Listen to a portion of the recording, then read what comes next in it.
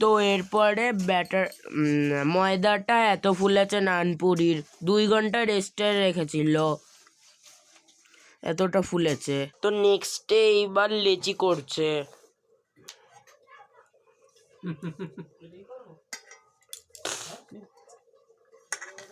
লেচি করছে।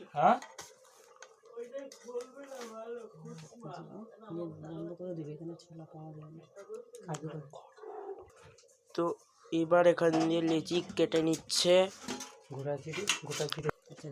তো এখান দিয়ে লেচি কাটছে। ময়দাটা সফট হয়েছে।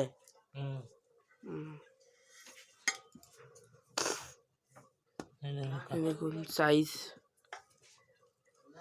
কেন এই বেলনিটা কই? বেলনিটা নিয়ে।